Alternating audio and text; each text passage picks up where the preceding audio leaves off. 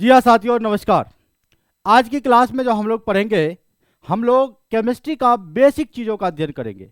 तो शुरू से अंत तक देखिएगा, केमिस्ट्री का बेसिक ये पूरा आपको क्लियर हो जाएगा। कि सबसे पहले हम लोग शुरुआत करते हैं कि आखिर केमिस्ट्री क्या है, केमिस्ट्री कहते किसको है, केमिस्ट्री शब्द की उत्पत्ति कहाँ से हुई, ये सब चीज़ों का चर्चा अभी हम लोग करने वाले हैं। तो सबसे पहले अगर हम लोग साइंस पेपर ले, अगर हम लोग साइंस की बात करें, साइंस को हिंदी में क्या कहते हैं भाई, बताओ भाई। साइंस को विज्ञान कहते हैं। जब आप विज्ञान पढ़ते हैं तो विज्ञान का आप लोग कहते हैं 3 ब्रांच होता है ना।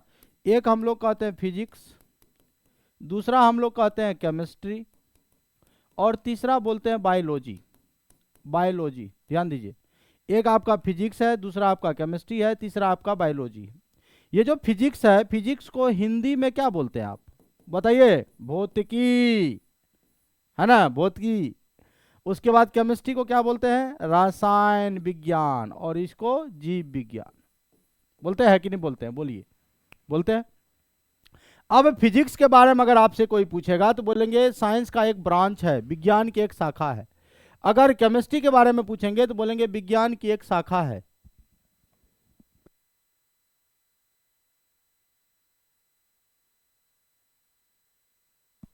अगर बायोलॉजी के बारे में पूछेंगे तो विज्ञान की क्या है? एक शाखा है। लेकिन सर जी, हम लोग यहाँ क्या पढ़ेंगे? केमिस्ट्री पढ़ेंगे, रसायन विज्ञान पढ़ेंगे। तो पहला बात क्या होगा? पहला बात यही होगा कि हम लोग क्या करते हैं? विज्ञान की एक शाखा है जिसमें हम लोग परमाणु और अणु का अध्ययन करते हैं, है ना। तो चलिए इसका डिफिनेशन लिखता हूं मैं। केमिस्ट्री का डिफिनेशन क्या होगा कि विज्ञान की वह शाखा है जिसमें हम लोग लिखेंगे विज्ञान की वह शाखा, विज्ञान की वह शाखा जिसमें हम लोग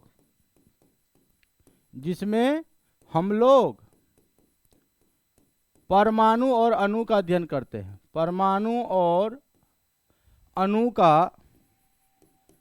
का अध्ययन करते हैं, रसायन विज्ञान कहलाता है। रसायन विज्ञान कहलाता है। बस सिंपल डिफिनेशन। क्या कहलाता है? रसायन विज्ञान कहलाता है। ठीक है। एक और डिफिनेशन है। अगर कोई इंग्लिश मीडियम वाले लोग देख रहे हैं तो इंग्लिश मीडियम में क्या बोलेंगे? It is the branch of science in which we study about atoms and molecule. ये बोल रहा आइटम, आइटम नहीं बोलिएगा सर, एटम माने परमाणु। एक और डिफिनेशन है, या करके हम उस डिफिनेशन को लिखना चाहेंगे। पहले जान लो इसमें क्या क्या चीजों का अध्ययन करेंगे। तो ये तो बचपन वाला लेवल हो गया ना, जिसमें हम लोग पदार्थ के गुण के बारे में पढ़ते हैं, संरचना के बारे में पढ़ते हैं, संगठन के बारे में पढ़ते हैं, और उनमें होने वाला परिवर्तन के बारे में पढ़ते हैं। तो परिभाषा क्या होगा? विज्ञान की वह शाखा, विज्ञान की वह शाखा जिसमें हम लोग क्या क्या बोले थे? बोलिए। पदार्थ के गुण, कोई भी पदार्थ हो, पदार्थ के गुण का अध्ययन करते हैं। संरचना कौमा संगठन तथा उनमें होने वाला परिवर्तन, तथा उनमें होने वाला परिवर्तन का अध्ययन करते हैं। परिवर्तन का अध्ययन करते हैं।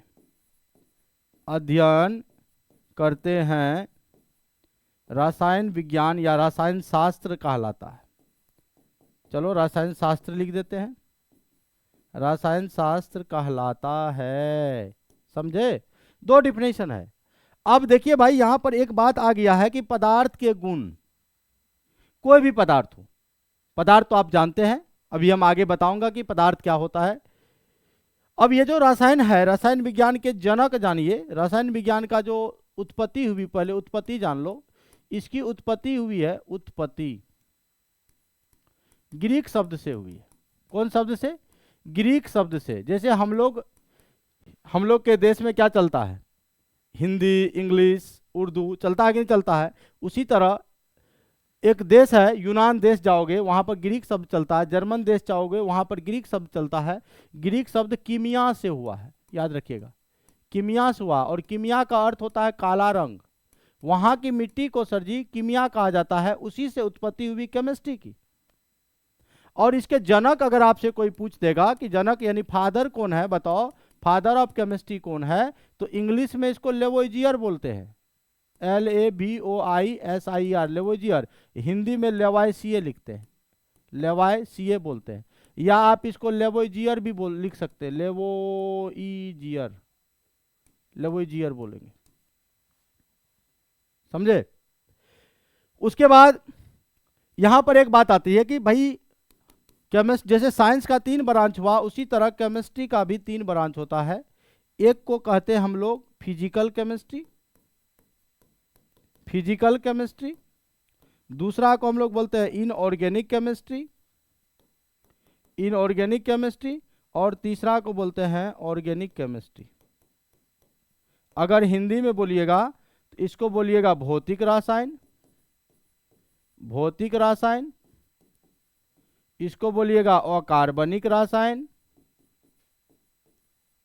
और इसको बोलिएगा कार्बनिक रसायन। ऑर्गेनिक को हिंदी में क्या बोलते हैं, कार्बनिक रसायन बोलते हैं। ये बात हुआ, कोई दिक्कत यहां तक में? कोई दिक्कत नहीं है।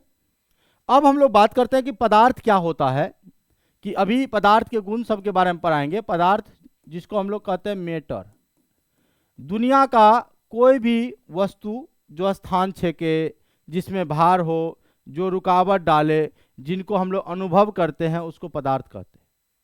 वैसा वस्तु जो स्थान छेके, जिसमें भार हो, जो रुकावट डाले, जिनको आप महसूस करते हैं, अनुभव करते हैं, उसको क्या कहते हैं, पदार्थ कहते हैं। और पदार्थ का जब वर्गीकरण की बात आएगी, क्लासिफिकेशन की बात आएगी, तो पदार्थ को 2 भागों में बांटे थे, एक भौतिक वर्गीकरण में, एक रासायनिक वर्गीकरण में। एक भौतिक वर्गीकरण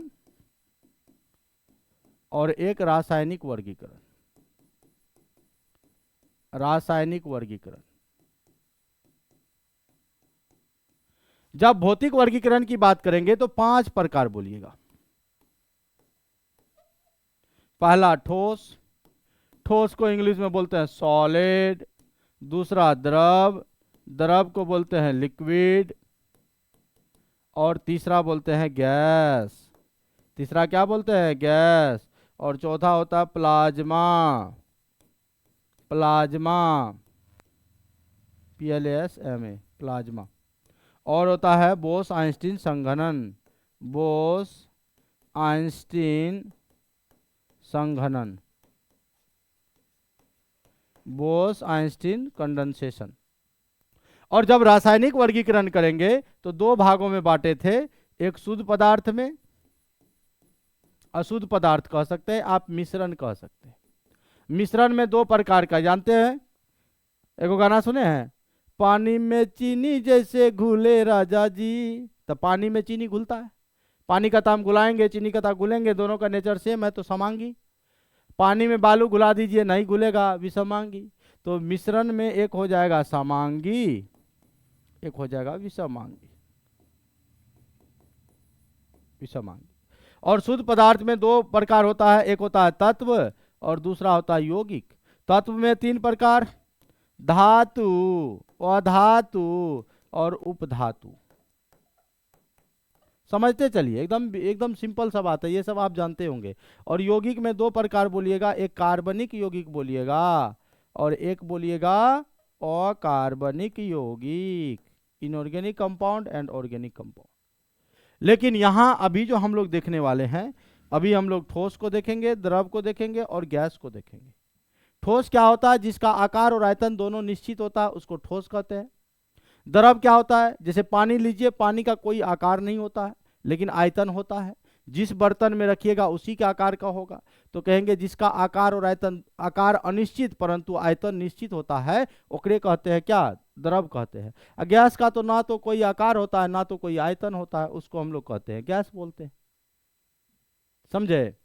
अब ठोस के अवयविक अंतर बहुत नजदीक होते हैं। चलो भैया ये भी बताइए देते हैं। अगर कोई आपसे पूछेगा ठोस, दूसरा होगा द्रव, तीसरा पूछेगा गैस, तो ठोस का बोलिएगा आकार निश्चित होगा और आयतन भी निश्चित होगा। आयतन भी क्या होगा, निश्चित होगा। द्रव का आकार क्या होगा, आकार अनिश्चित होगा। और एक आयतन जो बोलेंगे, आयतन आपका निश्चित होगा। लेकिन गैस का आकार क्या होगा, आकार और आयतन दोनों अनिश्चित होगा। समझ जाइएगा ना, दोनों अनिश्चित होगा। अब ठोस के अवयवी कण बहुत नजदीक होते हैं, एकदम सटल सटल होते हैं, समझ रहे हैं, ऐसे पूरा नजदीक होते हैं इसके अवयवी कण। लेकिन द्रव के अवयवी कण थोड़ा दूर दूर होते हैं, दूर दूर होते हैं, दूर दूर होते हैं। और गैस के अवयवी कण और दूर दूर होते हैं, इस तरह का। अब आप ही बताओ, गुरुत्वाकर्षण जब फिजिक्स में एक चैप्टर पढ़े होंगे तो वहां पर आपको बताया गया होगा कि मान लीजिए एक बॉडी है जिसका द्रव्यमान है m1 और दूसरा बॉडी है जिसका द्रव्यमान है m2 और दोनों के बीच का दूरी है r। तो F बराबर बल लगता है G m1m2/r²। तो यहां से हमको एक बात सीखने को मिला, बल और दूरी में व्युत्क्रमानुपाती का रिलेशन है। अगर दूरी बढ़ेगा बल का मान घटेगा। अभी बताओ, यहाँ अवयवी कणों के बीच दूरी कम है, यहाँ थोड़ा उससे ज्यादा है और यहाँ सबसे ज्यादा है।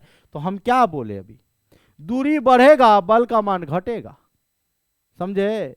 तो दूरी यहाँ पर देख रहे हैं, यहाँ सबसे ज्यादा दूरी है तो बल सबसे कम लगेगा। तो अवयवी कणों के बीच जो है अंतराआण्विक आकर्षण बल लगता है।